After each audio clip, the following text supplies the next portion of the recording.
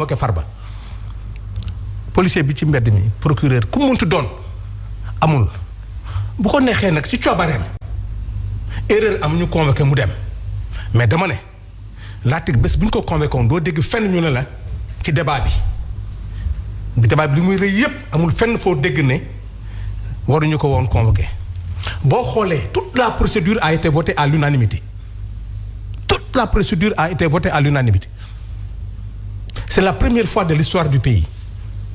La chose a démarré le 20 décembre.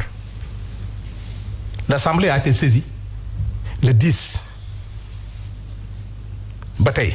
On est presque à 2 ou 3 semaines, je ne sais pas. Toute la procédure, quand le président de l'Assemblée a été saisi, le bureau, la conférence des présidents, nous adoptons à l'unanimité, dont Aïssata Tall Sall avec ça viendra. Donc, nous assistons, adoptons.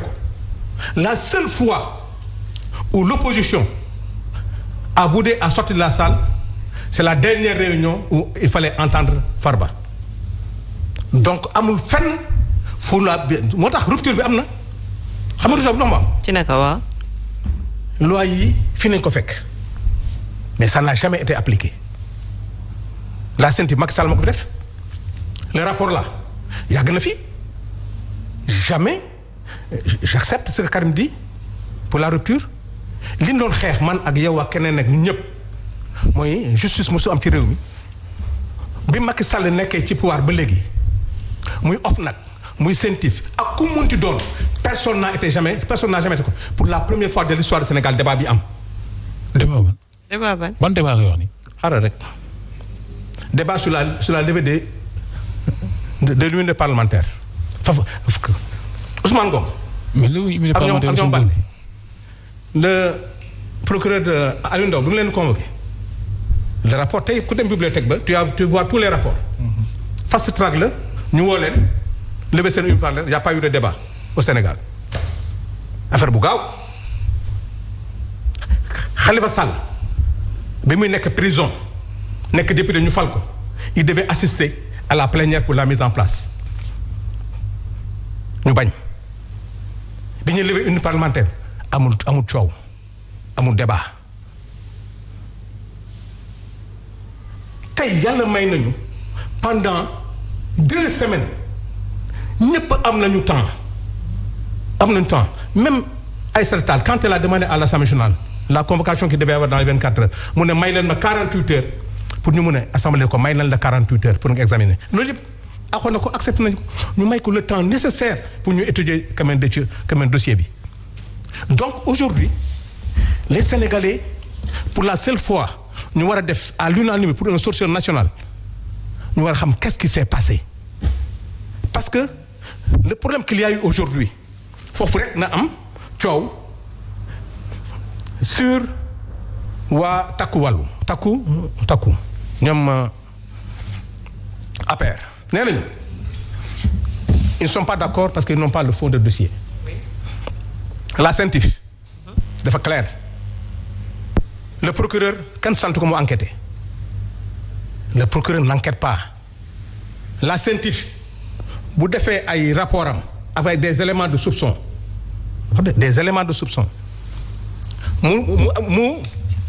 mu retenir 7 chefs yoo xam ne benn bi c'est l'association de malfaiteurs blanchiment de capitaux escroquerie sur les deniers publics trafic d'influence fraude fiscale abus de biens sociaux complicité dans la commission des 3 premières infractions loolu nañu wax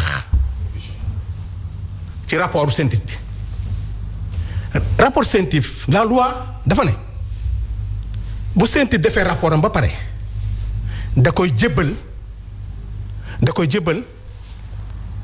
le procureur on ne demande pas au procureur ay possibilité de poursuivre ou non dañ la ko tu transmets immédiatement au juge d'instruction immédiatement on ne te demande pas d'enquêter tu transmets au juge d'instruction c'est ce qu'il a fait dès qu'il a reçu li may wax c'est la loi sur la CENTIF il transmet immédiatement on lui demande pas d'enquêter il dépose ça mu jox ko juge d'instruction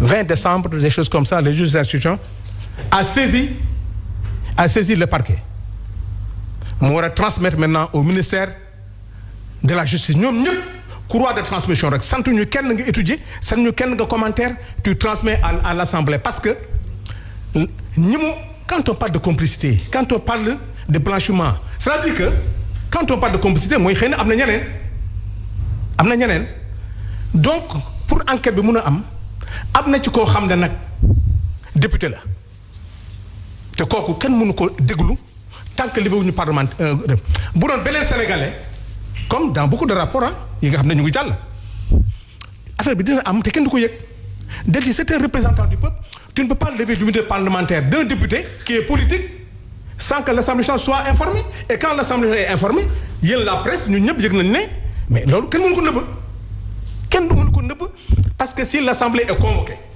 ça doit faire l'objet de large diffusion loolu moo tax dossier Farba Ngom bi am ampleur boo xam ne bu Tahirou Sarr amu ko bu X amu ko parce que attention quand on parle de complicité tu sais qu'est-ce qu'il y a le problème. C'est quoi le problème? Peut-être les juristes dina xam nga dafa am. Oui. Dans cette procédure Aïcha ma nekk ci blanchiment d'argent wala ci leneen ma jël chèque jox ko Omar ne ko déposer ma ko Omar mu jël ko déposer ko dans la banque mais ci biir dépôt bi c'est Omar qui l'a déposé maintenant est-ce que dans l'association de malfaiteurs si j'ose dire est-ce que intention Omar c'est complicité la woon wala intention boo xam de bonne foi innocente parce que moom mais dans le rapport de la CENTIF le nom de Omar peut y figurer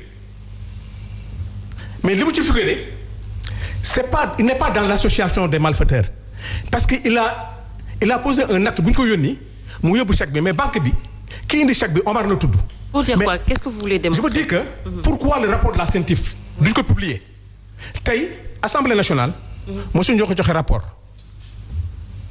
parce que amul enquête rapport CENTIF kenn du ko joxe li ñu lay wax rek mooy éléments yi ñu cité concernant un député te dañ ne avec la loi là fu ñu fi cité député ci association des malfaiteurs ci blanchiment ci loolu dañ ko war a déglu ci tey nag rapport bu amoon tey nga gis turu Omar ñu gaawantu ne Omar mu ngi ci blanchiment alors que Omar l'intention de Omar c'était pas une intention d'association de malfaiteurs c'était une intention peut-être boo xam ne loolu moo tax la CENTIF même le rapport de la banque di def l'agent de la banque son nom n'est pas cité il est protégé loolu moo tax ma ne la biñ koy def dafa am benn période le PASTEF doon def ay appel de fonds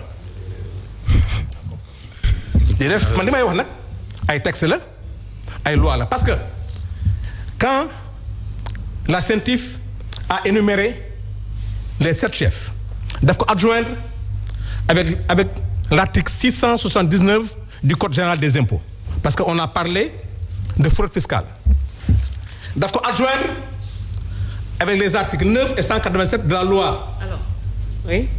De la loi bi ñu voté la loi 24.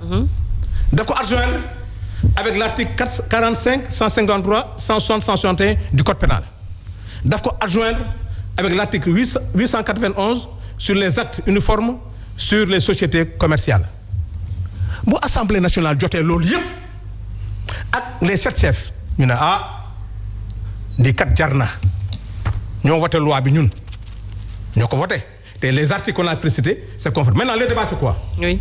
Le débat de l'Assemblée ceux qui sont contre moo tax tey ñu ne ndax am na quelqu'un qui est contre s'il est contre xam nga lu muy wax les articles que vous avez cités ici ne sont pas conformes avec les lois précitées.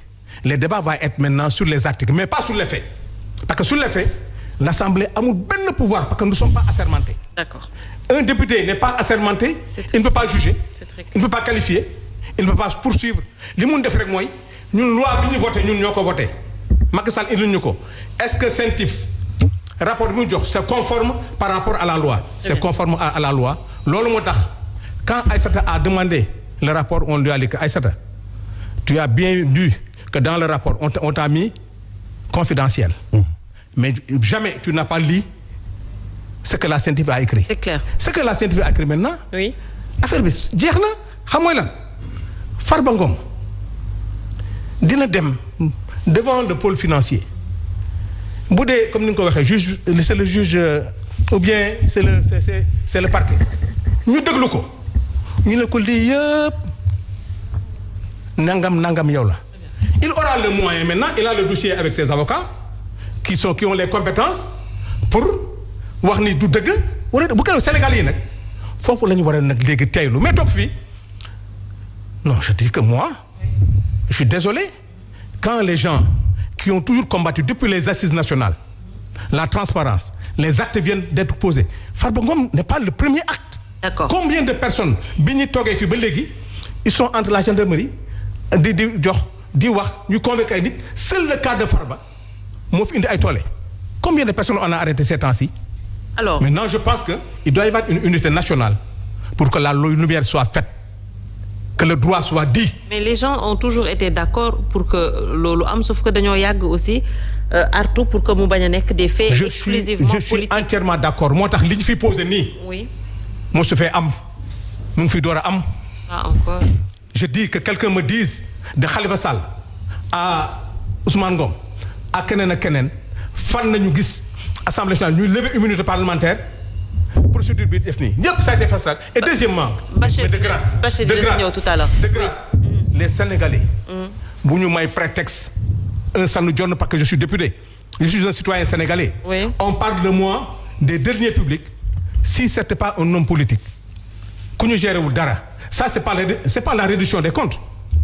Le blanchiment mu ngi ci lamb ji mu ngi ci sport bi mu ngi ci musique bi mu ngi fépp.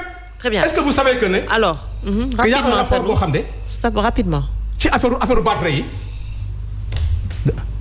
les contrats qui sont signés par les promoteurs et le contrat qui est signé au niveau des fédérations c'est pas pareil mais am na loo xam ne Sénégalais yi ñu war a encourager maintenant. D'accord. Soit des sentinelles. Par rapport à ce qui se passe. Alors les Sénégalais quand même Boubacar yàgg nañu bëgg justement que les choses soient claires en parlant d'enrichissement illicite reddition des comptes yooyu yëpp yàgg nañu bëgg aujourd'hui mu leer donc est-ce qu'on pouvait pas s'attendre à ça wala yow également c'est le cas de Farba moom moo lay choqué parce qu'aujourd'hui aussi pôle judiciaire financier a carte blanche pour justement intervenir dans ce dossier. Merci Néné nga baal ma rek balaa may dugg ci débat boobu ma wax ci suma frère Abou